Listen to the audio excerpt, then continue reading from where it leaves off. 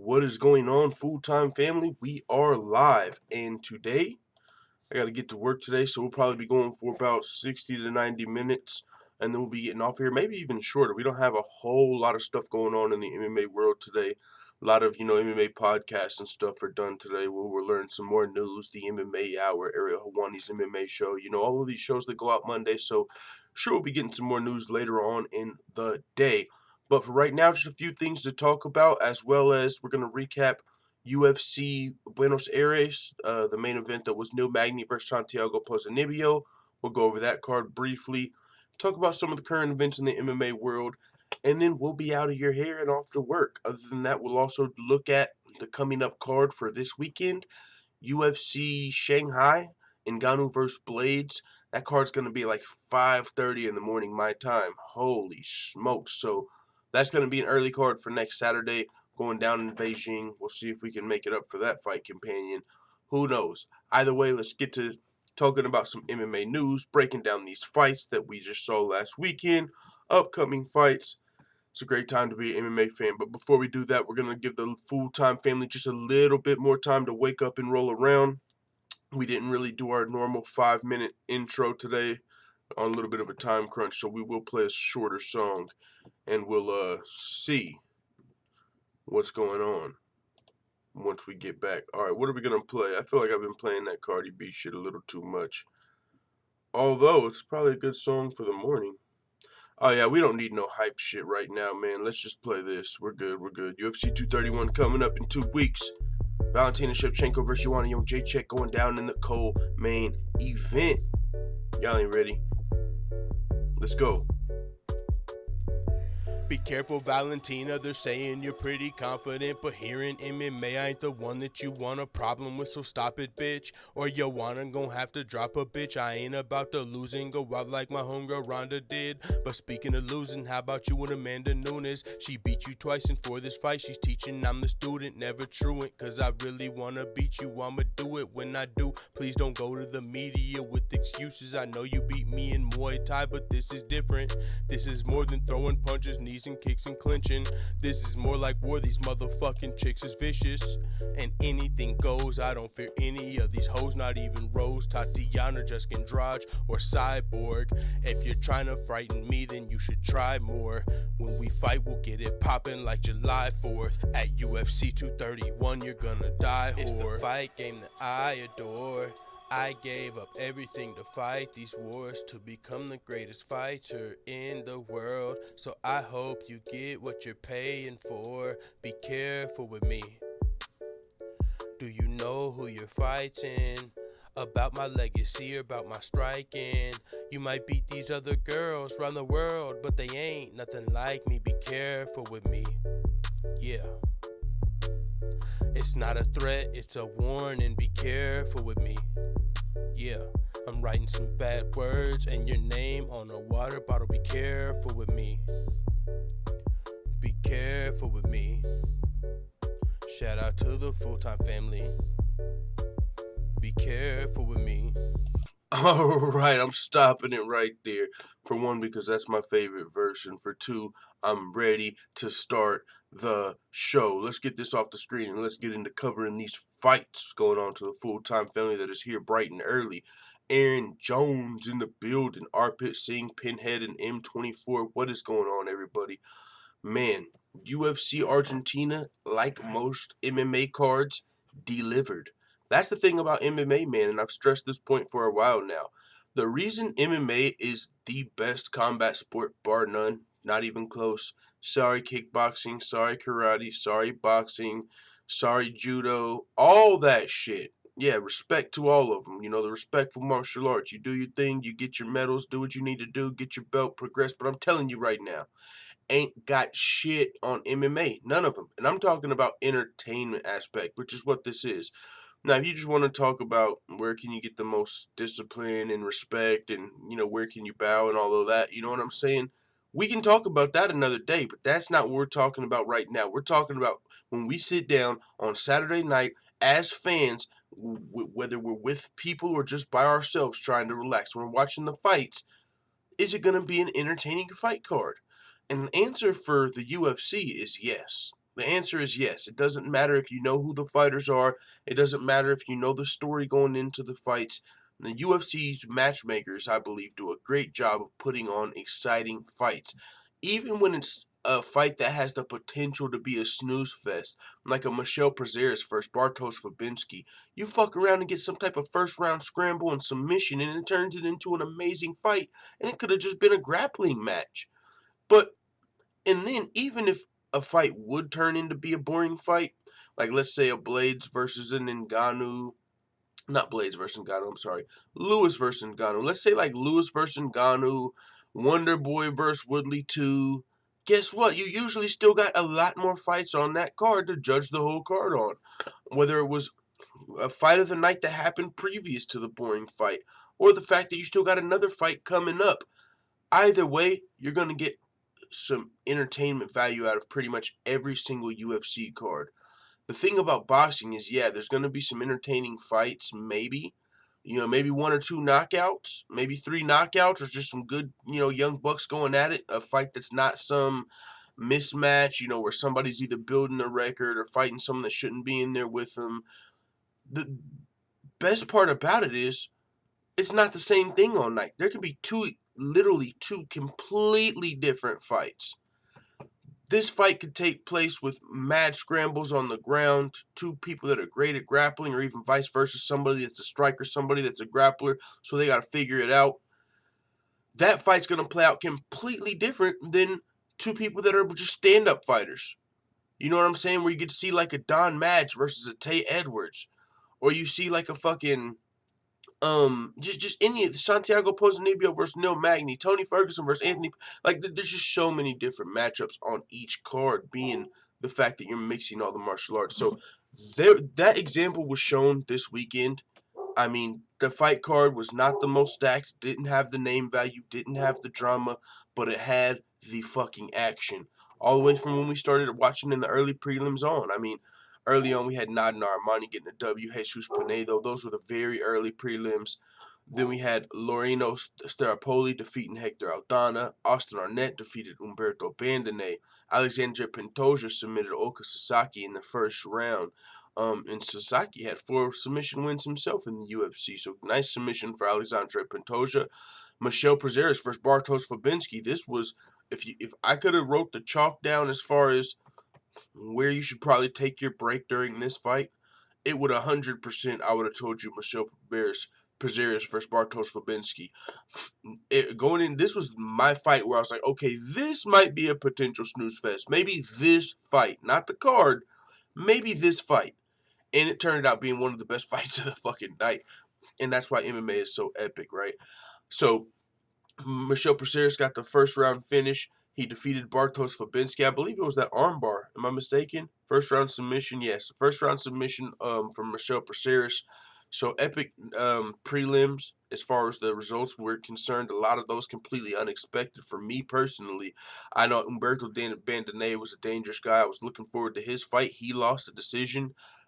Might have coasted in the second and third round, so he lost a unanimous decision after winning the first round. So he lost. That was a surprising result. I was really looking forward to this flyweight match, and this was actually a really great fight. Even though it ended in the first round, these guys were going back and forth in this first round. It was a great fight, man, and I remember it led me to the conversation, what the fuck are people talking about? And we've had it before. People say, oh, I don't like the flyweights. They only weigh 125 pounds. What the fuck are you talking about? You see finishes. You see barn burners. You see, we're even starting to get like smaller Justin Gaethjes and shit. I remember there was a dude who reminded me of Justin Gaethje in the flyweight division a couple months ago. I'm like, we literally have anything you can ask for in a fight in the flyweight division. Even shit you can't ask for. Did you really ever think you would see a fucking flying armbar in the UFC? Because I know it wasn't on my radar. I was never sitting there watching like, man, I can't wait until one of these guys pull off a flying armbar. I didn't even think it was possible. That sounded like that's almost like some fucking swanton bomb off the turnbuckles type shit that you just don't expect in a real fight. But my guy pulled off a fucking flying armbar in the flyweight division. Fucking epic levels at epic proportions. That shit just when I think about that, it really makes me me kind of go crazy. Like, we saw a fucking flying armbar in the UFC? What the fuck? And that champion, one of the greatest fighters of all time, defended the UFC title the most in UFC history. Just got like traded because you can't get the respect from a lot of the fans, but maybe even the brass. Who knows? Either way, great flyweight fight we've seen in the past. We know there's great flyweight fights, man. So we'll see where that division goes. And then, of course, the main card, Cynthia Calvillo with the big first-round submission over Poliana Botelho. And at that weigh-in we were watching, whenever she looked like she was fainting, she said she actually wasn't fainting. She said she wasn't trying to give the people a free show. She was like, they told me to put my arms up, and then the towel was hella low. So whenever I dipped, it's because I didn't want nobody to see nothing. It wasn't because I was fainting, and my face was like that because I was just having like a bad day. Like, well, motherfucker, you fooled me. You get on the scale with the angry face, like, and then you dip. It's like, are you fainting or are you having a bad day and just trying to not show nothing? So she said she actually didn't have as bad of a weight cut, which is great for her performance.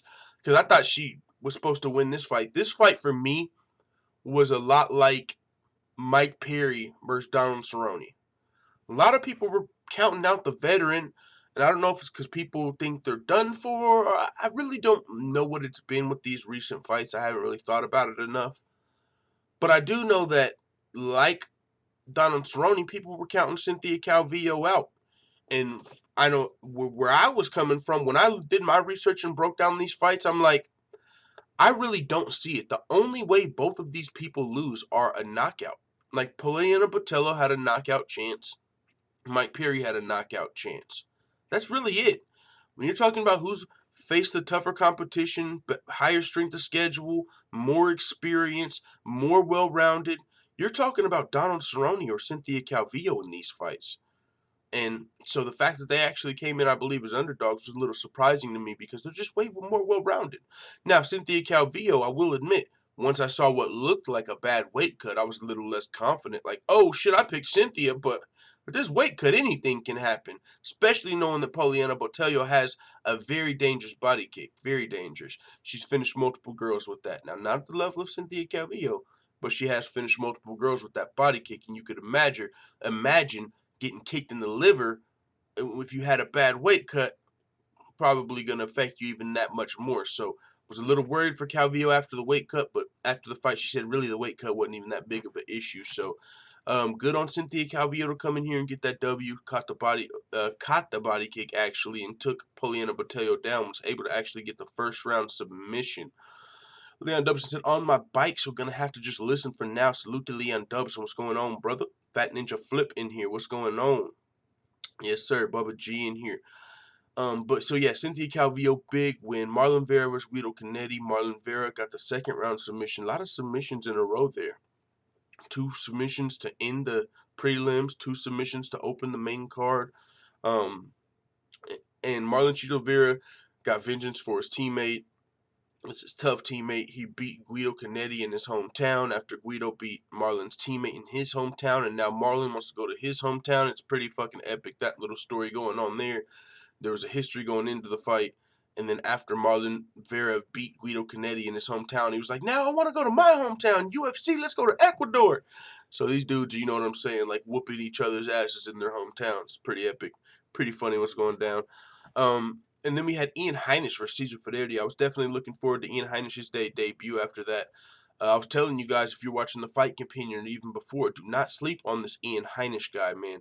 Started fighting in 2014, went 3-0 as an amateur, and since 2015 has went now 12-1 as a pro. In the last 3 years, he's went 12-1 as a pro fighter. So he's averaging a little over 4 fights per year, just active.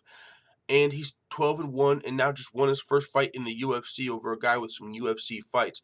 This guy went from zero to hero pretty quick.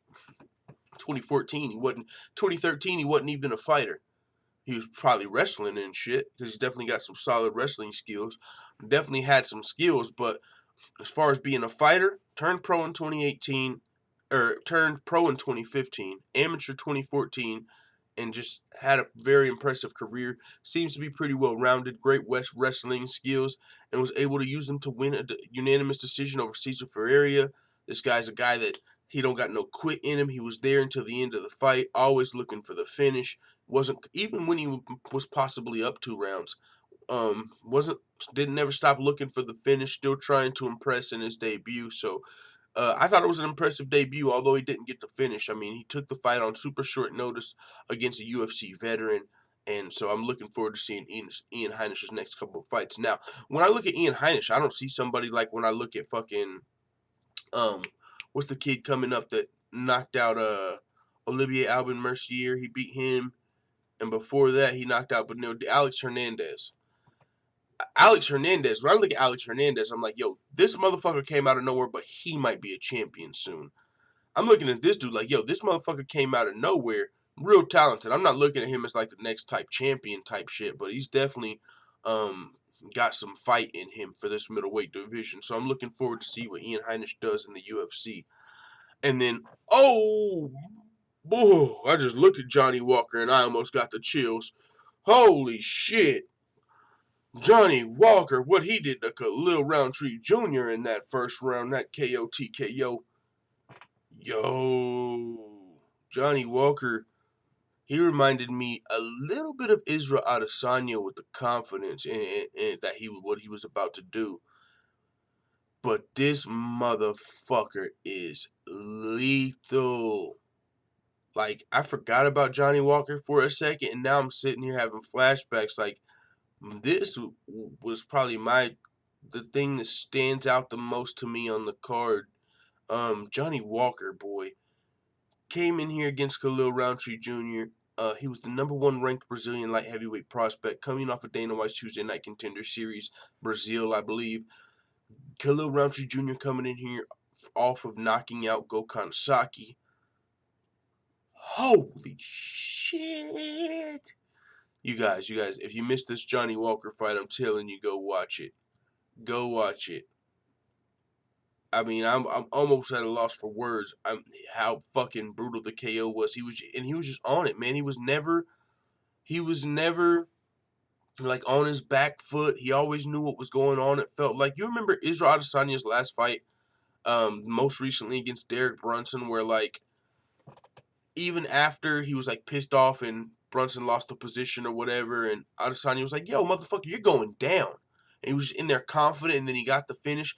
That's how Johnny Walker was. He wasn't second guessing himself at all. Like, oh shit, is this guy gonna knock me out? Like, oh shit, this guy's dangerous. No, he came in there, controlled the fight, and looked fucking great. And definitely, we got a dangerous light heavyweight prospect on the rise. I think this guy's only like fucking 26 or something. It don't make no sense. This Johnny Walker kid is legit. Super legit. So keep your eye on Johnny Walker for sure. Kim Furo says, Boxing Ego of MMA. I've heard that channel name. I don't know a lot about him, though. Fat Ninja Flip says, keep walking, my boys. Johnny Walker lightweight scared me. Bubba G says, me too, dog. I just looked at UFC.com and I'm like, oh shit. You know what I'm saying? You don't even want to look this nigga in the eyes right there. Like, I'm looking at Johnny Walker on the UFC screen with a side eye. Like, nigga, leave me alone. No, but seriously, this motherfucker is dangerous. And I made the joke, right? And this is probably why he started fighting. I made the joke like, man, school had to be a little hard on this guy. You know, you're going through the fucking roll call. You know, you're like, all right, Marlon Vera, okay. Junior Dos Santos, okay. Amanda Nunez, okay. Johnny Walker. You look, Johnny Walker. Is there a Johnny Walker here? This big ass dude.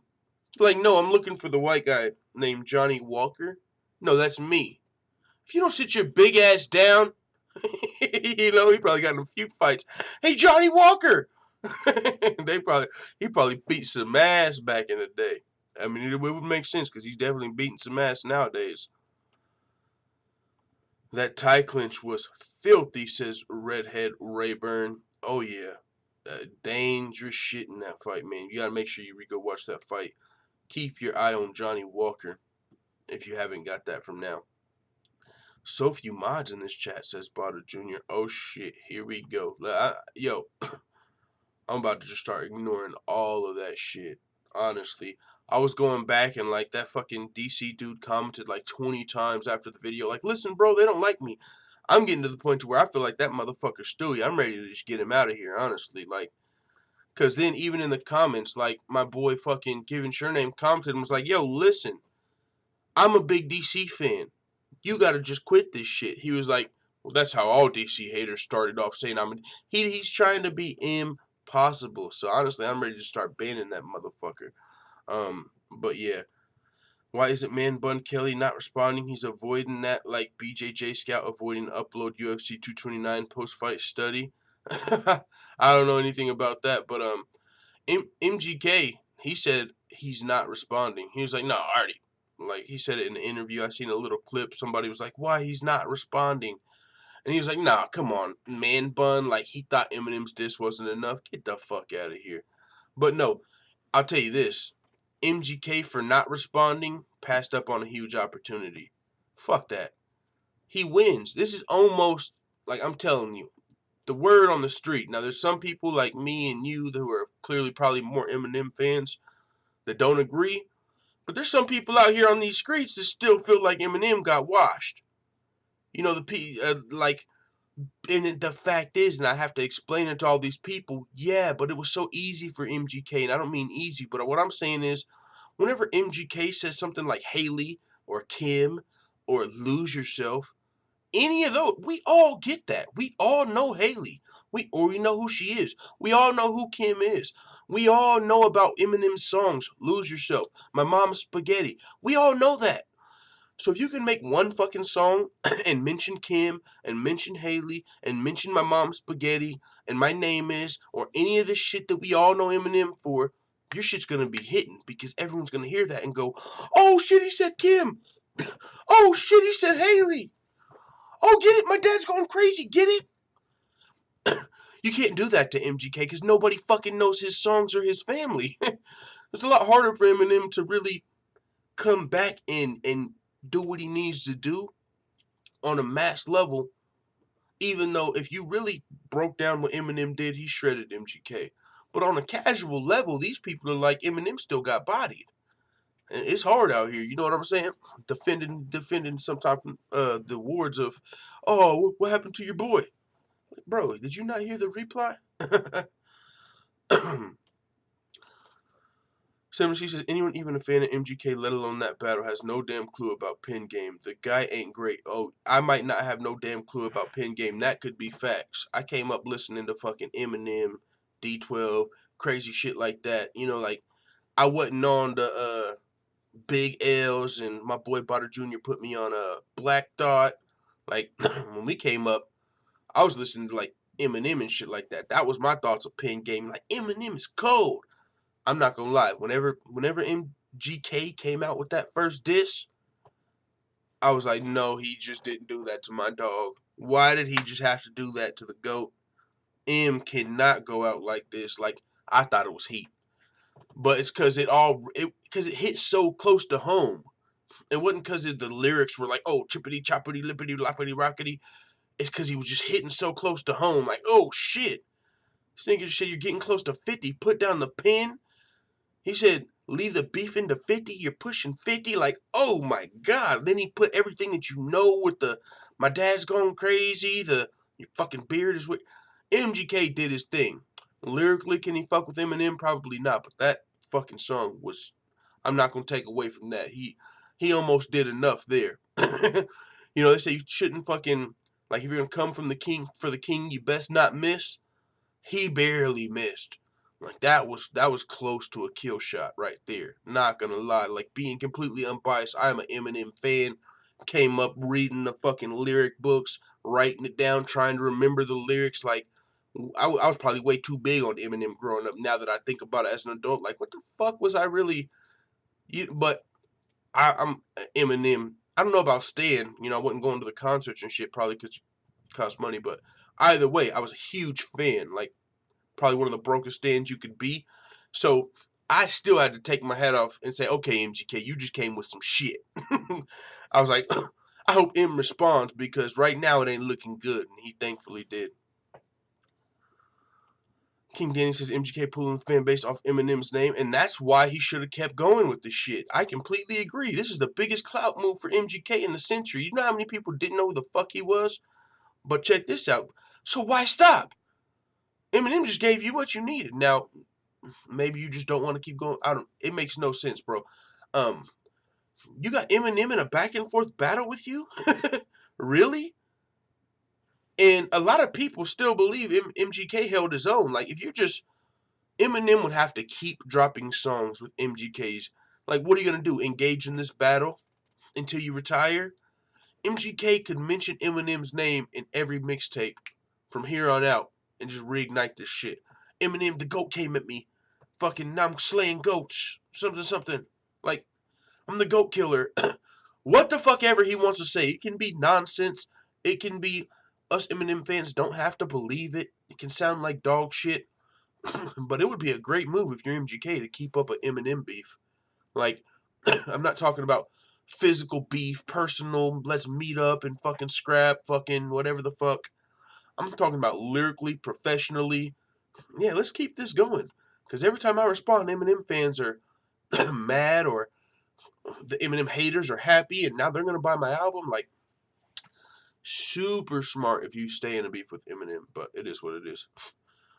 Exactly full time. All those are surdy. MGK made a party tune, but there wasn't much to listen to.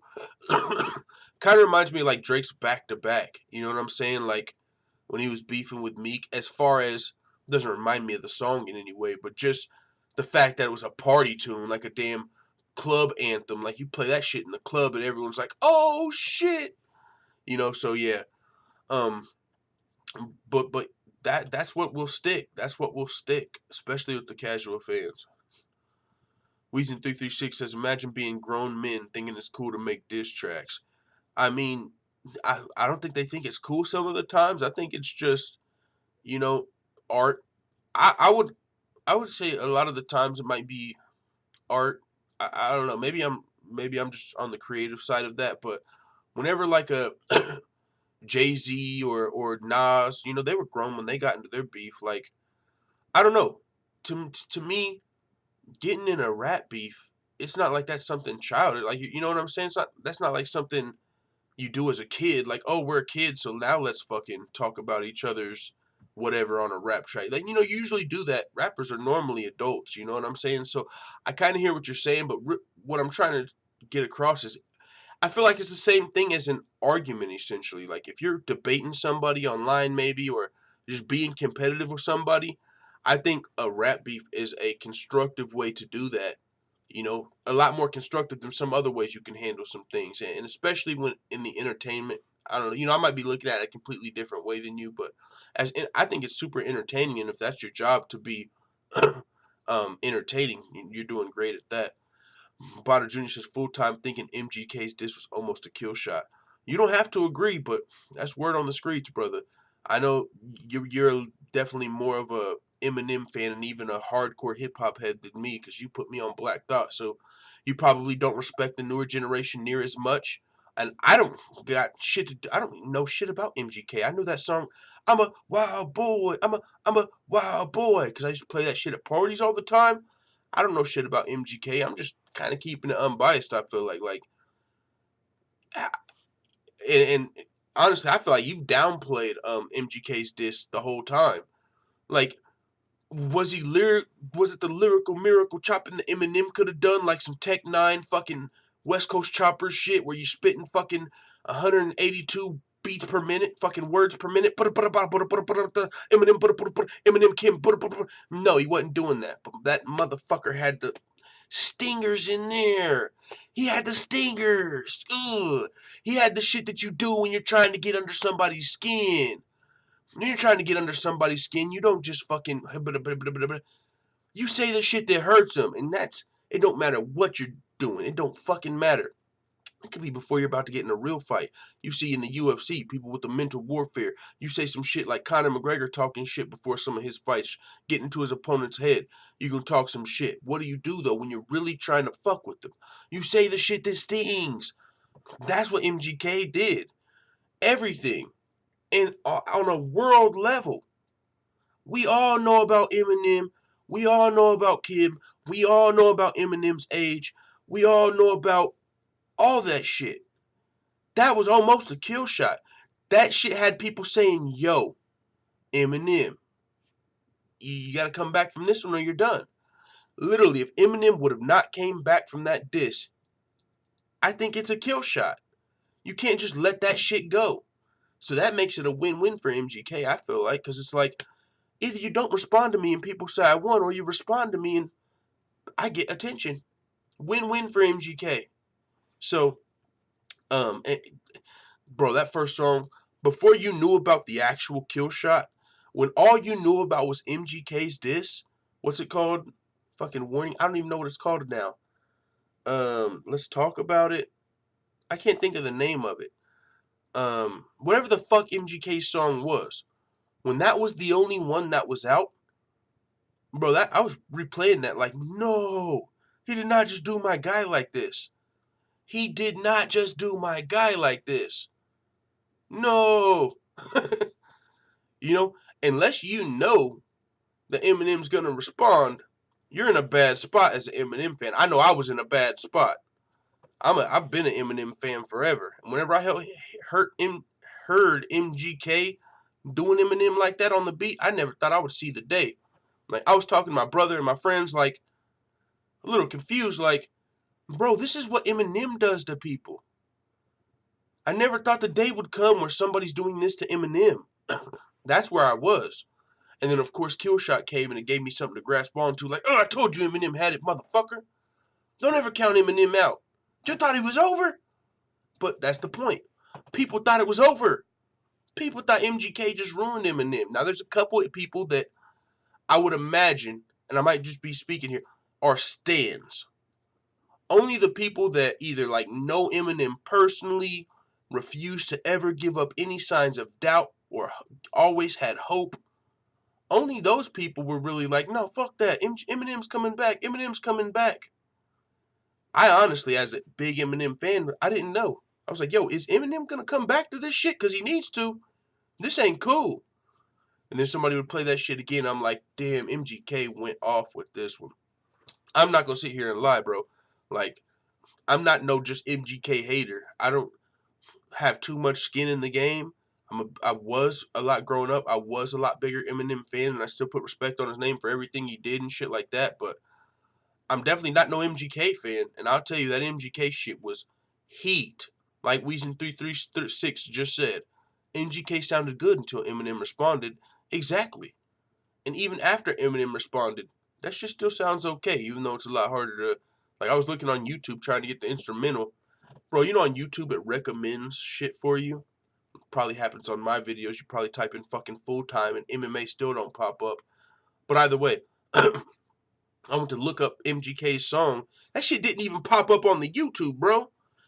MGK Eminem diss. Like, you had to type that shit all the way out to find it. Like, that shit must have got thumbs down so many times or something after Eminem responded. That motherfucker you can't even search for barely. But yeah, it was called Rap Devil. That's what it was, RIZIN 336. Yeah, Rap Devil. You type in like MGK Rap Devil, does not pop up. Like, you have to like put in the D for it to pick it up. Like, it was pretty funny. So, all right, we've been talking about hip hop for a long time. And this is an MMA channel, you know what I'm saying? So we'll try and get back on topic a little bit, even though I had fun doing that. Bada Jr. says, Man Bun literally said I had a response ready before Killshot came out. Yeah, I think, what, you talking about a response to Killshot in that interview with the Breakfast Club he did? You know how that gets sometimes, man. Sometimes it gets political. MGK could have wanted to diss him. And P. Diddy could have said some shit like, yo, I heard that diss you were about to get him, bro. You saw this. I don't know if you keep up with what's going on in hip hop with Drake and Pusha T. Pusha T smacked Drake with that track, and everyone was like, "Oh, Drake, you gotta come back. You gotta come back." And Drake and Jay Prince came out and they revealed, they were like, "Listen, Drake had a response already. He had some heat. He was ready to fire back. But that shit could have ruined lives and careers, and so we had to pump the brakes on that." That could have happened with MGK. Like, listen, MGK, you did your thing. You're the talk of the whole world. You dissed Eminem. You got him to respond. But listen, bro. There's levels to this shit. You can't just keep throwing fucking stones at the king, dog. You did enough. You fucking did enough. Now it's time to chill the fuck out, bro. Like, behind the scenes, a manager, his team, like, yo, we ain't dissing Eminem no more. That ain't what, yeah, you guys threw a couple shots and look, you just sold more records than you've ever sold in your fucking life. But we gotta stop this shit. We ain't gonna keep it going and turn this into a fucking war with Eminem. He's got a lot of skin in this game as well. So, that could have been some political shit, honestly. Aaron Jones says you can't make 8 Mile and not come back with the response. And shit, you don't know. Sometimes motherfuckers get to 50, their knees get to giving out, they ain't thinking the same. I'm just saying, bro. As an Eminem fan, he had been cold for a while. I even liked some of the songs, and even I ain't looking for Eminem to come through and spit the real and facts every time. Some of his songs, even the motivational shit like I'm Not Afraid, I like that shit. Funny story. Like one of the some of those shit people don't like, those do a lot of good. Especially that's a whole nother level. We won't take it there today. But I'll say this, like my aunt who addicted to like fucking crack and shit like our whole life, that was one of her favorite songs. Like one of her attempts to get clean, she was like holding on to that Eminem song, like I'm not afraid. Like he made some good songs even whenever people were giving him shit saying, oh, you're dropping these commercial songs. I think that was still a lot of good, but it just wasn't the same shit. He had been cold for a while. It wasn't the shit we were used to, with the accents. When he was doing the accents, I was like, okay, buddy. But yeah, so it is what it is. So we had Johnny Walker. I don't know how the fuck we got to Johnny Eminem and MGK from Johnny Walker, but probably because it was attempted murder. No, I don't know. Ricardo Lamas versus Darren Elkins. Round 3 KO TKO for Ricardo Lamas. A little bit of an early stoppage. Darren Elkins was getting the dog shit beat out of him though, but that's happened in fights before and he'll come back and win. So of course he wasn't happy with the stoppage. Late in the third round, close to making it to a decision, but Lamas was putting it on him. Neil Magny versus Santiago Ponzinibbio. Neil Magny versus Santiago Ponzinibbio. That was a good fight, and it ended in the fourth round. So Neil Magny was KO TKO'd by Santiago Ponzinibbio. It was a good fight. I believe Neil Magny wasn't too super happy with the decision. Oh no, that was the previous fight. Yeah, he said he didn't want his corner to throw in the towel because he was taking some damage. You know what I'm saying? For a while, Santiago Ponzinibbio really started to control the end of the fight, got the finish. So, big main event there, big win in front of his home crowd for Santiago Ponzinibbio. I mean, now we'll see where we go from here. Santiago Ponzinibbio called out Tyron Woodley after the fight. There's a lot of people looking to get that fight with the champ, it seems now. You got Usman in line. Well, Till just got his shot, but, I mean, Covington, of course. Now Ponzinibbio. There's a lot of guys, and Tyron Woodley's going to respond to that, which we'll cover a little bit. Stamina, she says, never said otherwise. Just because force isn't applied doesn't mean it's not derailment. This is a fight channel. Yeah. No, for sure. No, yes, David MC. We definitely got sidetracked a little bit. 100%. I'm with you. We got derailed a little bit there having the conversation. Had nothing to do with fight. That's a good point. We definitely got derailed, but hey, it is what it is. Sometimes we just have a little side conversation and we're right back to it. So with that being said, we'll move on to some of the news topics for the day.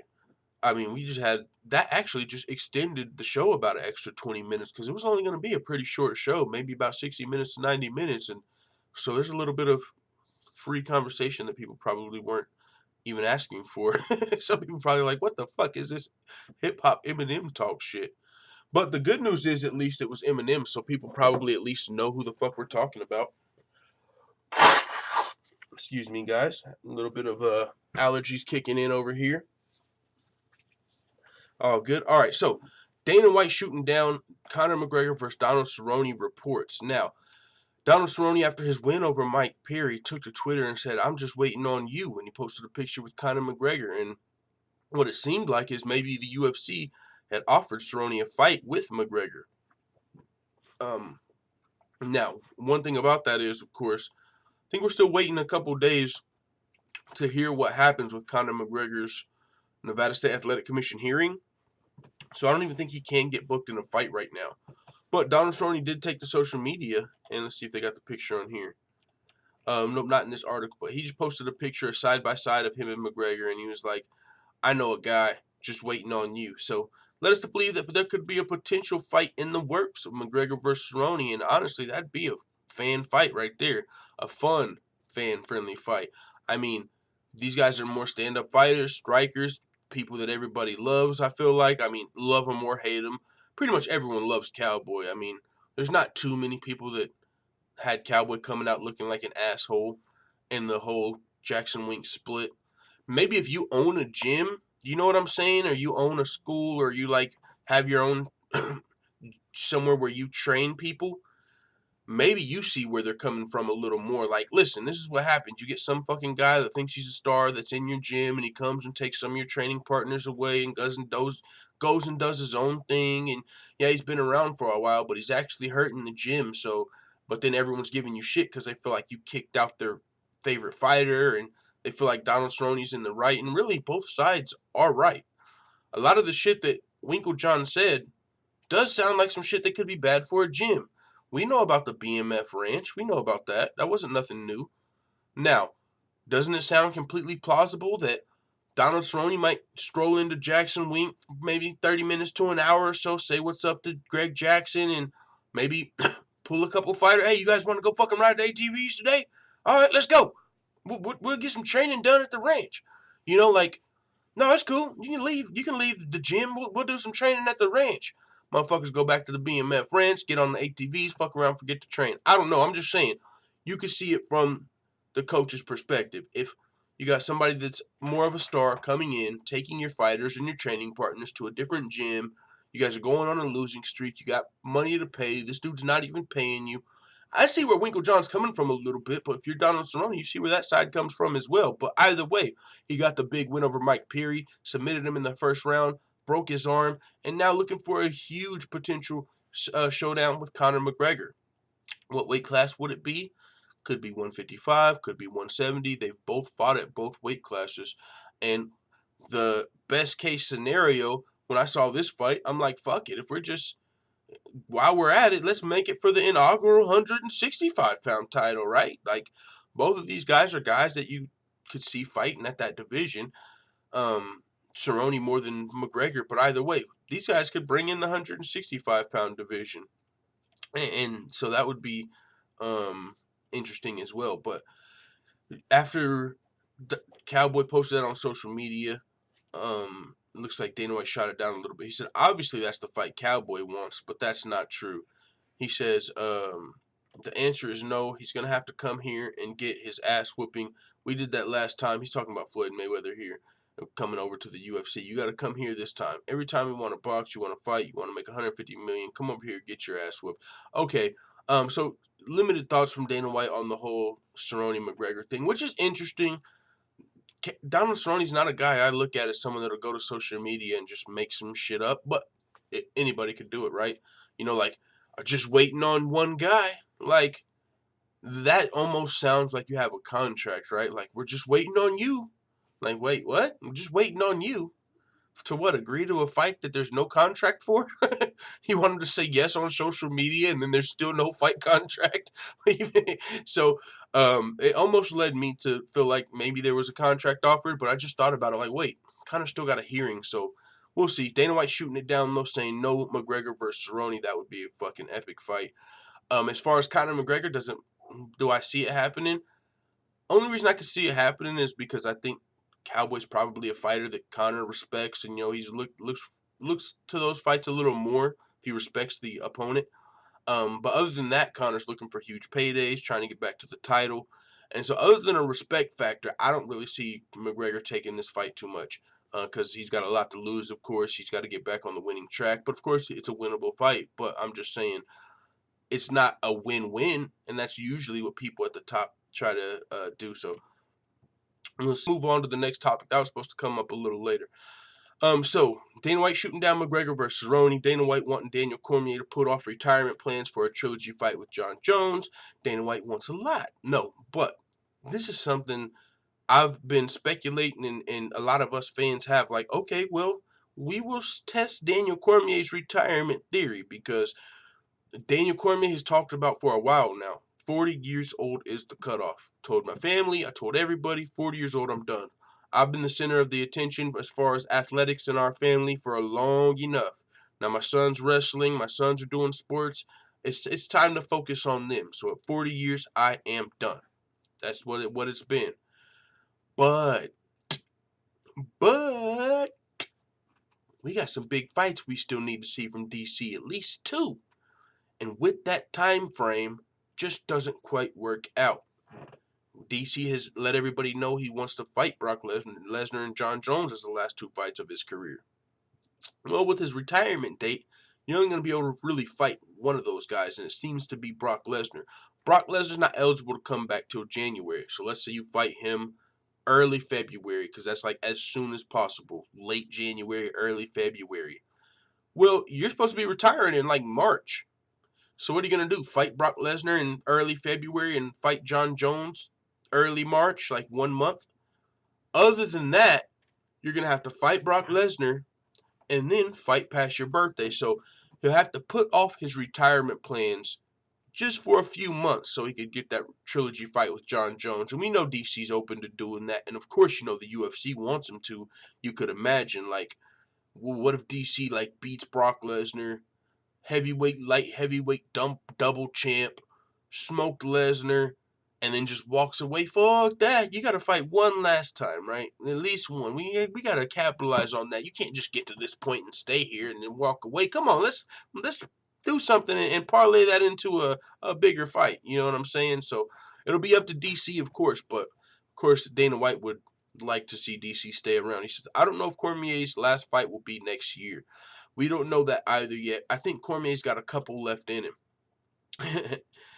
He's continuing. He says, as far as a fight with Jon Jones, I hope so. That's what I would like. I would like to see Jones and Cormier fight at light heavyweight. But right now, Cormier's team wants him to retire right now. They want him to retire right now. I hope we can get 3 more fights out of him. So we will see. And maybe Cormier's team is like, fuck that. You know. And it's like being a gambler almost. You know, like you're supposed to get out while you're up. Like you leave when you're winning, or else you're just going to lose all the money you won. And so it was like DC's team's like, bro, you got your belt back. You became the heavyweight champ. You even just defended that shit at Madison Square Garden. Do you realize how crazy this shit is? If Jon Jones didn't fail a drug test, you wouldn't even be a single champion right now, let alone headlining Madison Square Garden. Bro, you are way up right now. You are up. It's time to get out while the getting is good. Take your money and go home. And he's like, I don't know. I want to parlay this into a Lesnar fight. And if I win that one, I'm, like this. So you can imagine his team is like, no, bro, before we come crumbling down and get knocked out again and we end on a bad note, let's get out while we're ahead. But, Dana White, it's funny. I'm making this comparison.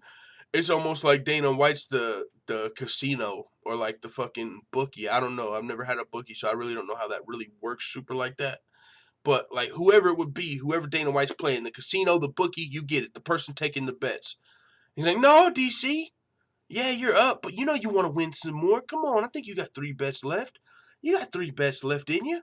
And his team's like, no, DC, don't play. It's funny. But he's got a lot to risk. I mean, he's going to make a lot of money regardless. I mean, but as far as his legacy is concerned, he come back and you lose that fight, it is what it is, Already lost twice to Jon Jones, so there's that. But we will see, man. As far as what weight class is the fight going to take place, light heavyweight, heavyweight, we will see within time. So, yeah, man, interesting. I would like to see it at heavyweight, though. I got to say that. Light heavyweight doesn't do much for me. Of course, I would watch it and love to see it. But heavyweight, now we're talking. DC undefeated at heavyweight. Jon Jones, never seen him fight at heavyweight. DC's the weight, it's his weight class. Heavyweight I think is where the fight needs to happen. So off of DC, still on Jon Jones though, Alexander Gustafsson said, we all know that I didn't lose that first fight against Jon Jones. And I don't know if we all know that, but I'll tell you this so much, when I was watching the fight, I felt that.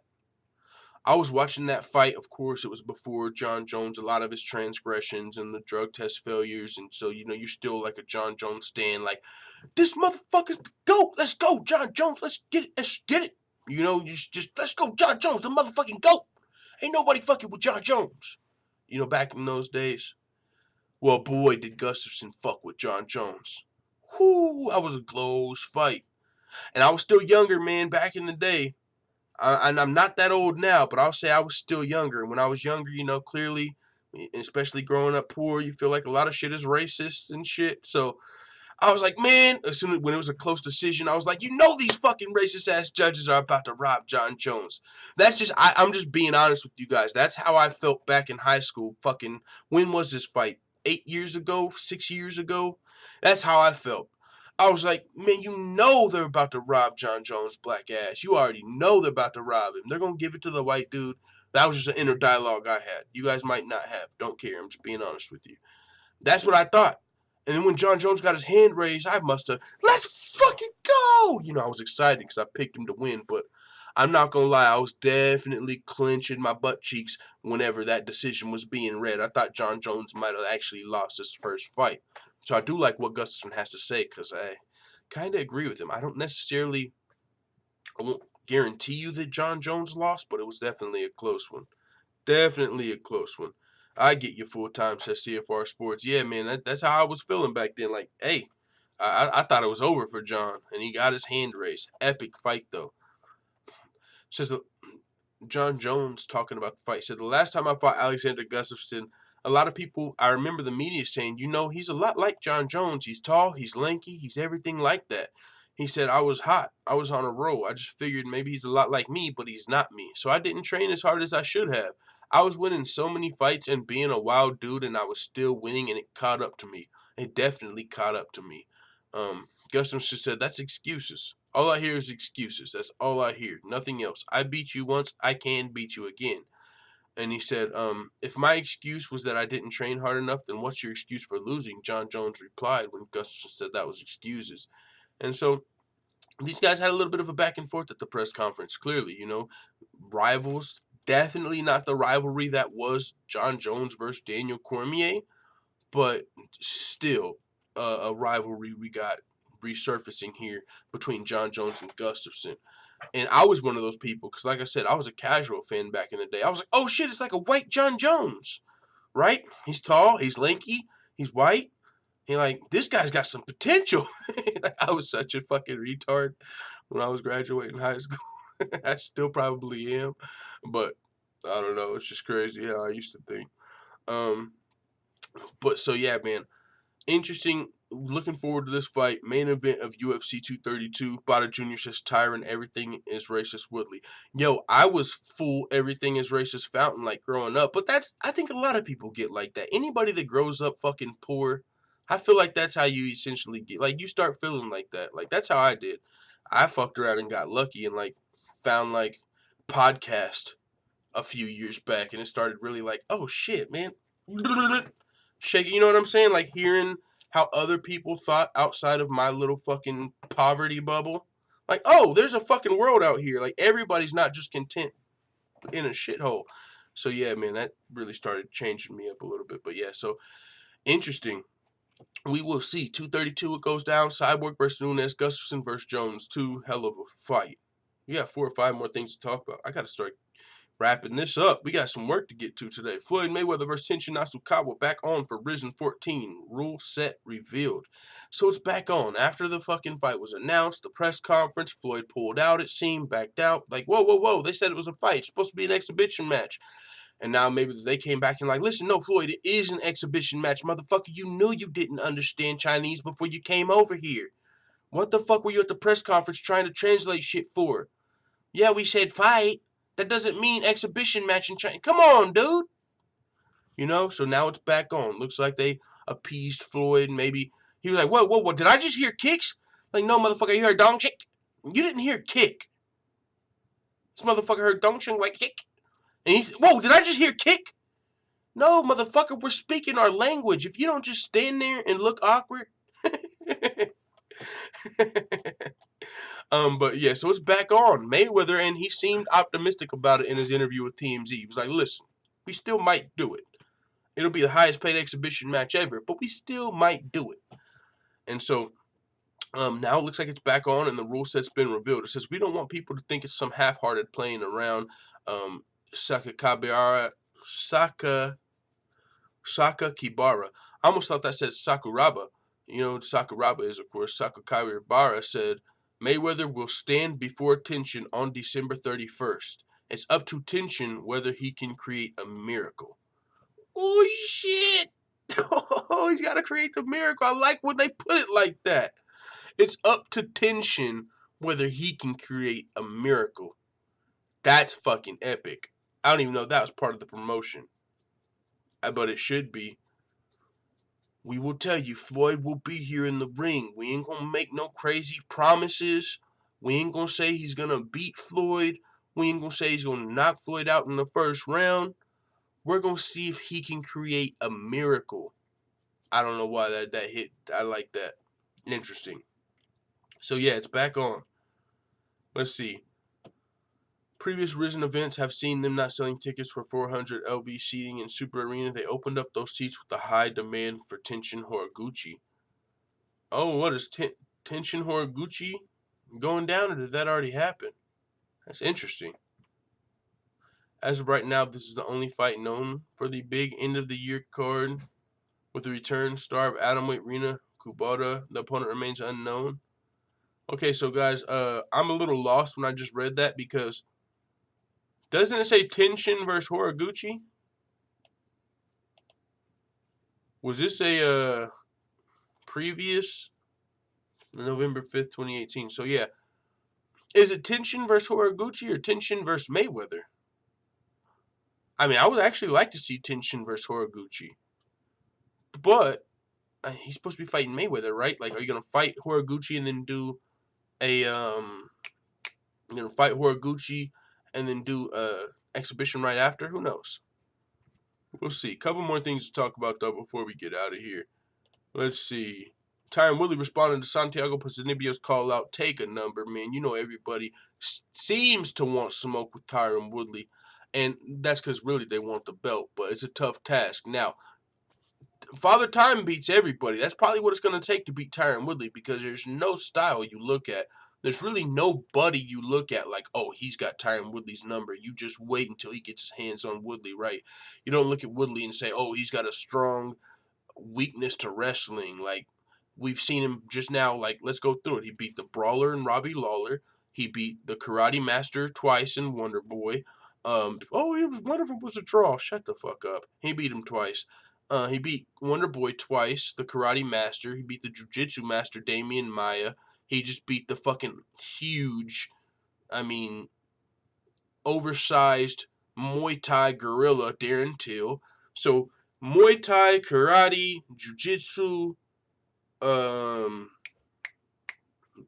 Thai, Karate, Jiu-Jitsu, Brawler. I mean, he's literally going through these fighting styles and defending this belt.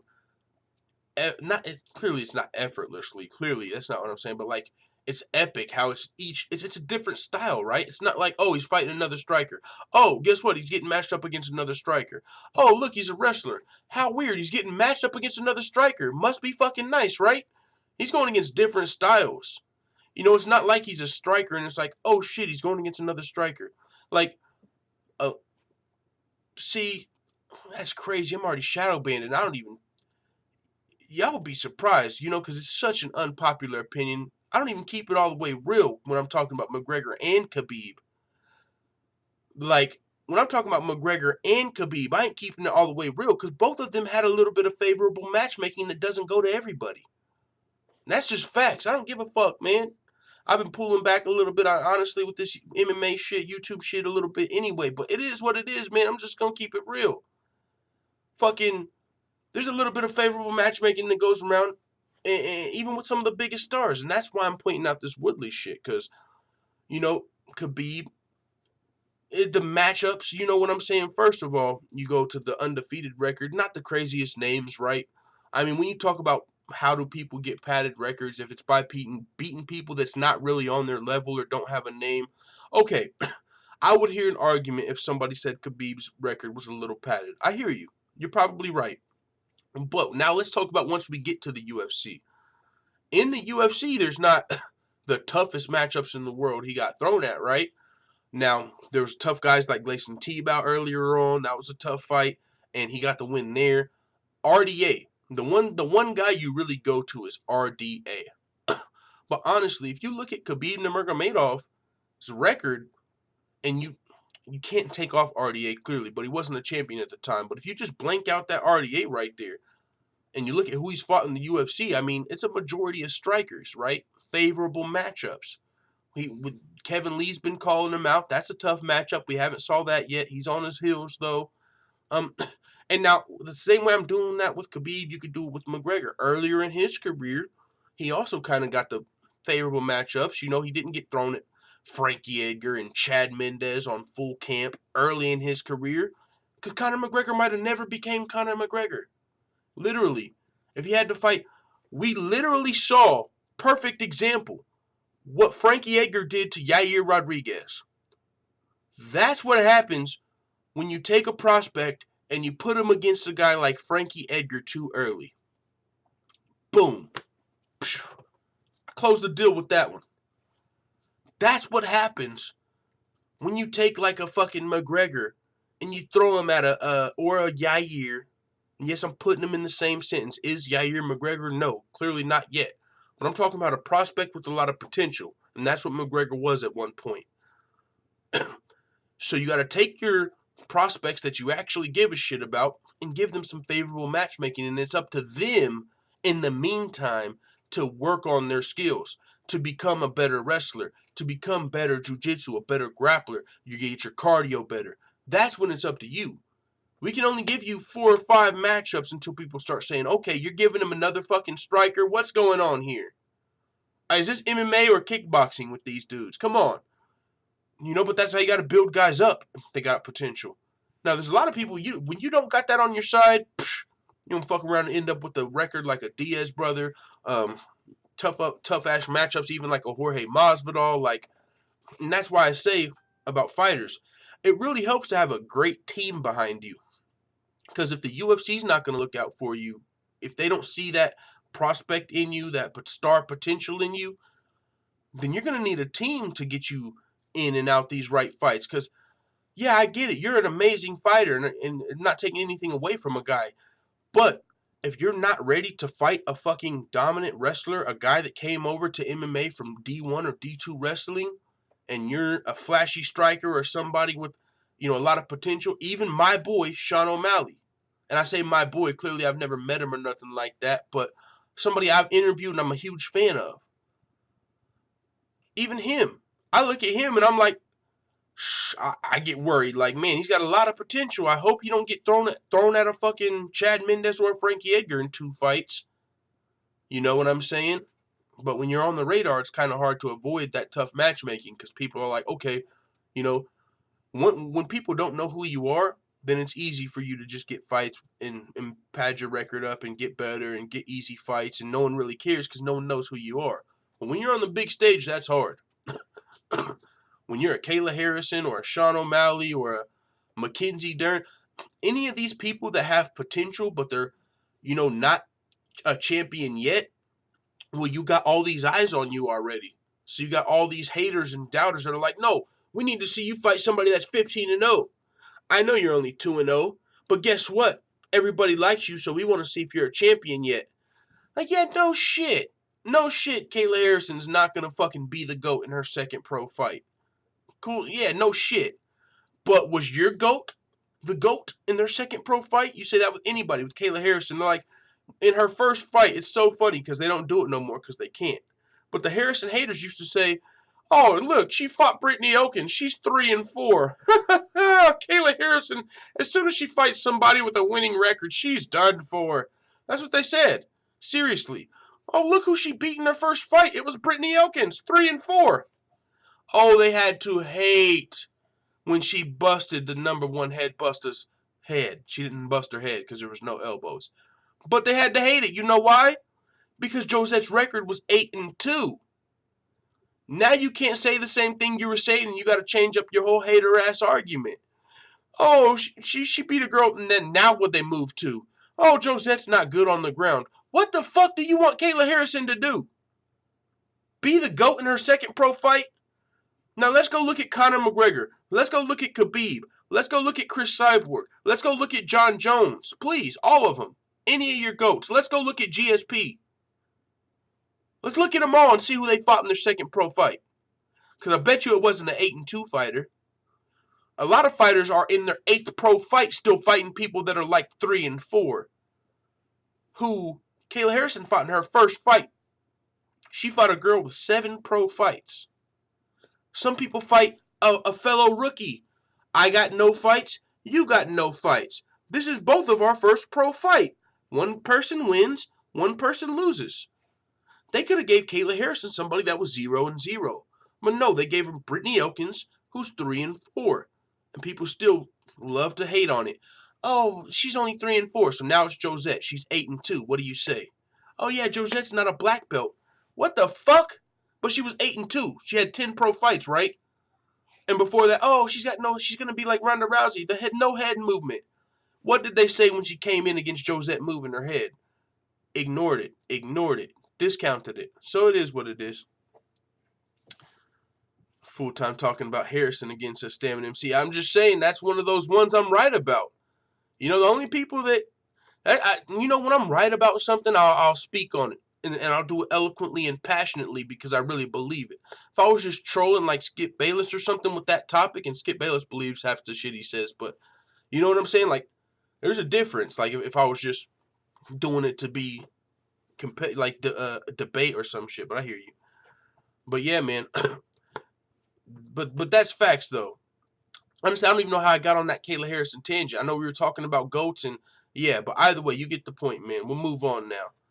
Tyron Woodley's been fighting a lot of different fighting styles as the welterweight champion. Of course, it goes unnoticed a little bit. I mean, for whatever reason, not a real conversation to be had. You have your own reason whether you like Tyron Woodley or you don't. A lot of people don't. They say, oh, it's because he complains. They say, oh, it's because his fights are boring. What the fuck ever, man. You just don't like the guy. You got your reason. And if I say, oh, well, his fight's not boring, you move the goalpost. The fact is you don't like the guy. People say, oh, his last 3 fights were boring. Like, wait, did you forget that Wonder Boy versus Woodley was fight of the night at Madison Square Garden 205? No, I mean his last 2 fights. That's what I meant. Oh, of course you meant his last 2 fights. And I was like, so, you know what I'm saying? And then even then, like, you could have a debate with those people.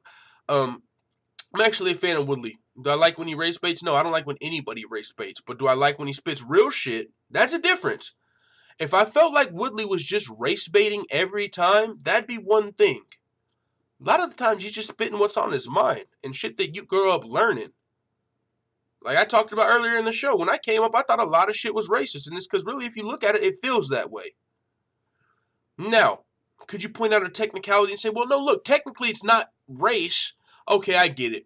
But you guys get the fucking point where somebody's coming from a lot of the time. Everything's not racist, no.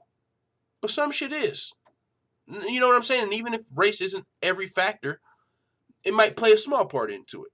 So I'm not as anti-Woodley as everybody else because of that shit, but I do hear where people are coming from. You're going to have a reason to hate him. I'm not going to sit here and be no fucking Woodley defender all day. You know what I'm saying? I'm not going to do that all day, but I don't feel the same way as a lot of people. And honestly, that word race baiting is interesting. I feel like people took that word, like anytime someone wants to talk about a serious subject like race, you're race baiting. You want to have a real conversation? You fucking race baiter. Man, I could go so far with I need a different show. This is an MMA show. We ain't gonna go off topic. Israel Adesanya turns down a title backup spot, prepares to shock the UFC world again. Now that's interesting because these opportunities, they don't come very often. Anybody that turns down a UFC opportunity must either have a great team or they realize that they're a hot prospect with a lot of potential, because other than that, you're not going to be guaranteed another title shot. If the UFC says, hey, you want a backup title shot? Not just anybody can say, nah, I'll wait till I'm ready. Motherfucker, that day may never come. The UFC might not call you again with another title shot. Do you think that Derek Brunson or any of these dudes, Jacare, David Branch, any of these guys, do you think if the UFC called them and said, hey, do you want to fight in a backup title fight, they would say no? Fuck no. You know why? Because they realize how hard it is to get to the top of the middleweight division and stay at the top of the middleweight division and get a UFC title shot. So, what? If somebody falls out, I'm in. A lot of people are just hanging up the phone and getting in a training camp. You got to be pretty secure to turn down a UFC opportunity like this. So maybe Adesanya feels like, man, I'm the shit. They're going to give me a title shot whenever I want it. I'll take it whenever I'm ready for it. You can play that hand, and he might be right. I do think Adesanya is somebody with a huge future in the UFC. I look at anybody that speaks multiple languages and has multiple countries representing them as a huge fucking asset. You could imagine if you run a company and you have someone that speaks multiple languages that works for you, that helps. Oh, look, this person can talk to this person in English and this person in Spanish. And like, you know, being like bilingual, we talked about that on the show before. It don't matter who you are, you need to know another language. And if you don't, you're slipper slacking on your pimping. We all need to know another language. But what I will say is, as far as the UFC is concerned, like, whenever I see that in a fighter, I'm like, oh, this kid's got potential to be a star. Got nothing even necessarily to, of course, actually it does have a lot to do with your fighting, because it don't matter if you speak multiple languages and you talk a bunch of shit, right? That don't mean you're going to be a great UFC fighter. Cardi B can't just come over here and run WMMA because she speaks multiple languages and she's a huge star. You still got to have some legit skills. But now, when you take somebody with some legit skills like a Darren Till or Israel Adesanya, and then they have multiple languages, oh, that motherfucker's a low-key a star already. You know what I'm saying? Like, I don't even know his other language. Nigerian, I think he speaks. But eventually, if the UFC wants to go to Nigeria, you would think that would help. Motherfucker be able to read the signs, road signs and shit to you. Oh, no, look. You get the crickets over here. I don't know. Was that racist? I hope not. Can't be racist against yourself. But either way, I just found it interesting Israel Adesanya would be willing to turn down a UFC title spot, a backup title spot. You know, it's one of those situations where he would be on the card in another fight, and then if anything happened to Gastelum or Whitaker, he would get to step in. And I just thought about it, man. This is probably a huge misstep on the spot of Israel Adesanya. And I say that because, for one, UFC 233, Whitaker versus Gastelum. For one, because like I already talked about, it's hard to get a UFC title shot. So you want to take these opportunities. For two, it's in Australia. Ain't homie from, like, New Zealand? I know he trains with Dan Booker and all these Hooker and all these dudes. Like, that seems really close to home. But I don't think I'm wrong. I know he's, like, from Nigeria too. Like, this motherfucker's from everywhere. I am wrong. But I don't know if I think he's, like, from New Zealand too. Someone got some roots, maybe. Either way, you hear it in his, you know what I'm saying, accent. I'm from fucking America. I'm not the best at geography. I'm stupid as shit. Come on, guys.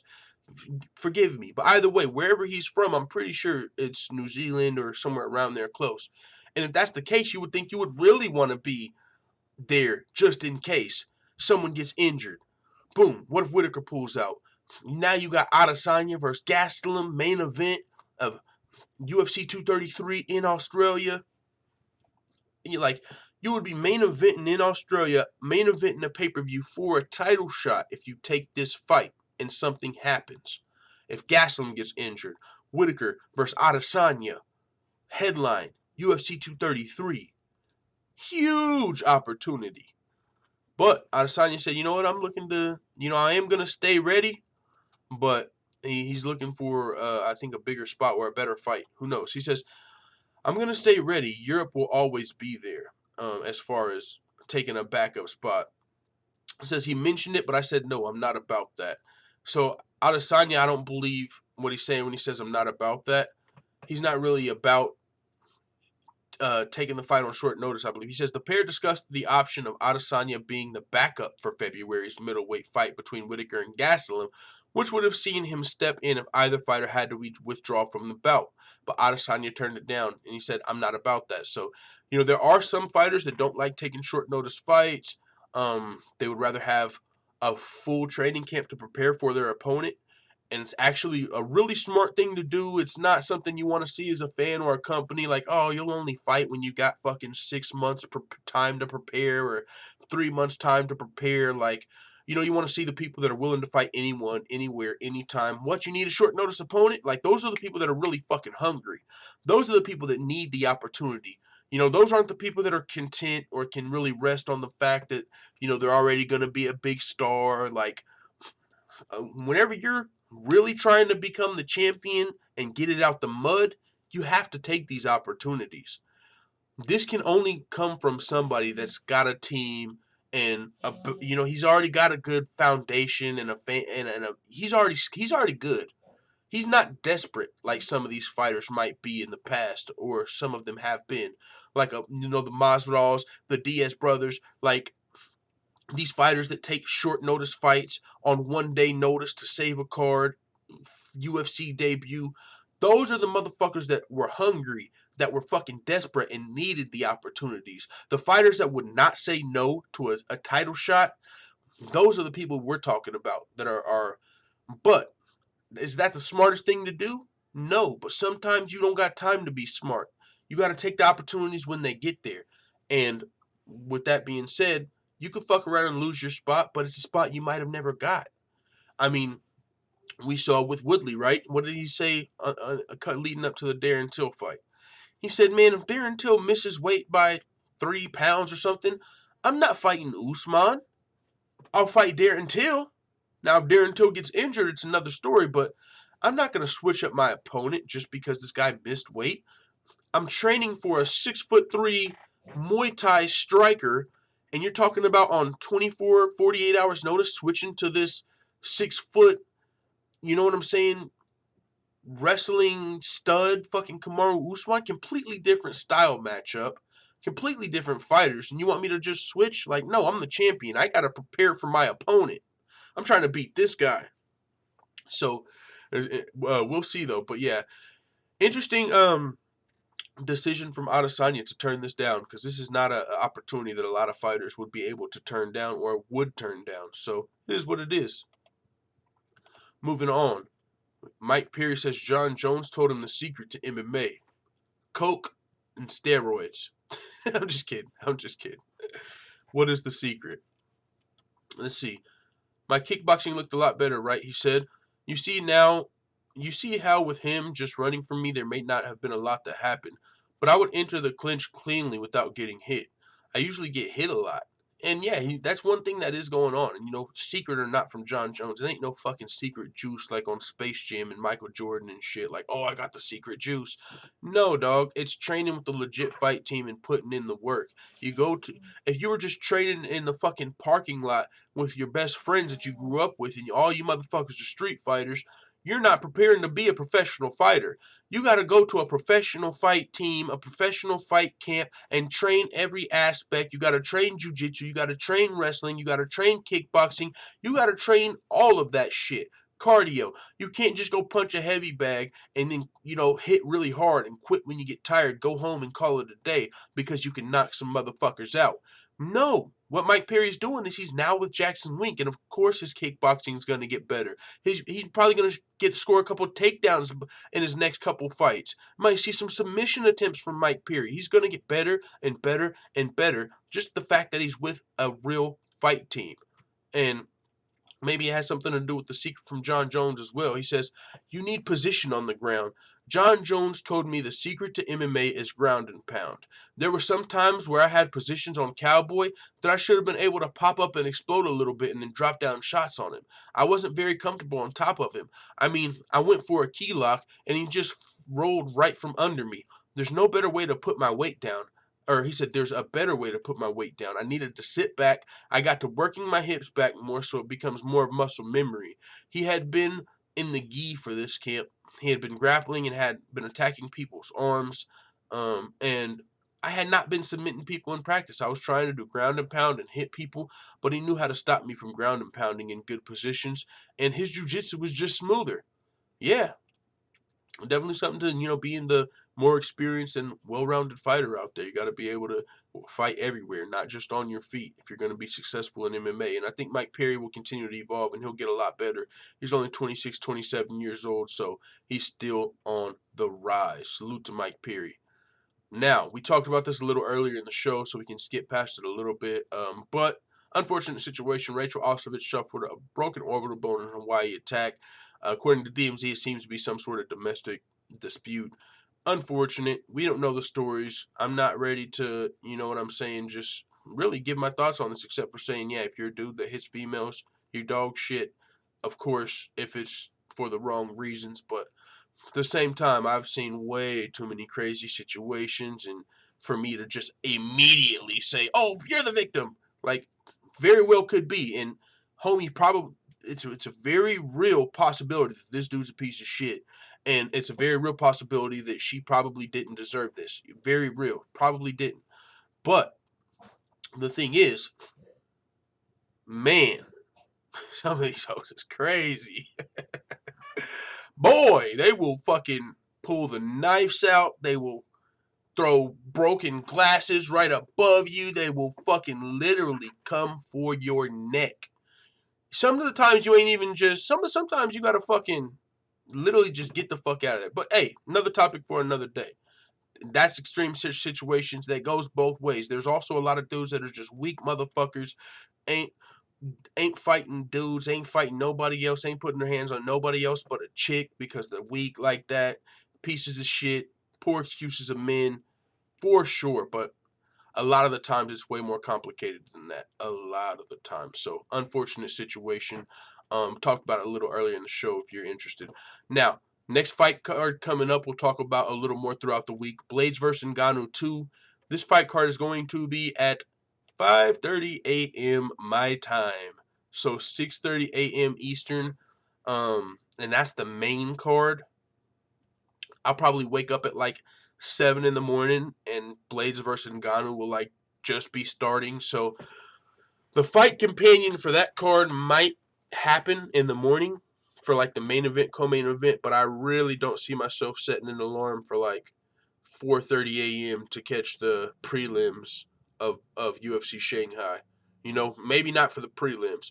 Depends. I got to look at it. I think there are some good fights. It sucks, man. I would like to watch all the fights, but the way my work schedule goes, and I get off work at like 11:30, I'll probably be in bed. Like right before the card comes on is probably when I'm going to sleep. So it just doesn't work out with my sleep schedule and my job and shit. So we will see. But with that being said, man, we'll break down this card more throughout the week. I'll pull up the chat, chop it up with the family for a second, and then we're going to get out of here, man. That's about it. That's about what we got for the show today. Try and be on work for sure. I want to be on time for work today. Facts.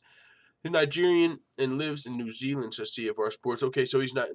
So that's what I'm saying. He lives in New Zealand. So yeah, that would be awesome. You live in New Zealand. So like main eventing in Australia, I think that would be a huge opportunity. Good point. You never know, says Lita Davidich. I'm him, says Blades got this. Come on, full times. That's what we do in the UK. Stay up. Hey, I ain't got energy like y'all in the UK. I don't know if y'all's Red Bulls work better or what it is, but bro, I be fucking crashing out sometime. Or maybe I need some cocaine, Monster Energy, something. I mean, I might be able to do it. But I mean, unless I'm really entertained or something's really got me, then I can stay up. But if I'm out of it halfway, I'll fall asleep on you motherfuckers. But yeah, man. With that being said, that's really all we got for the show today. We'll see if we can stay up for Blades versus Ngannou. I know you guys at the UK, you guys are gonna actually get to watch the fights on regular time. So hey, it works out both ways. So salute to the family, man. We'll be getting out of here. We'll be back tomorrow for the show. Thank you guys for coming through. It is what it is, man. Let the full-time family know what you think in the comments. I'm out.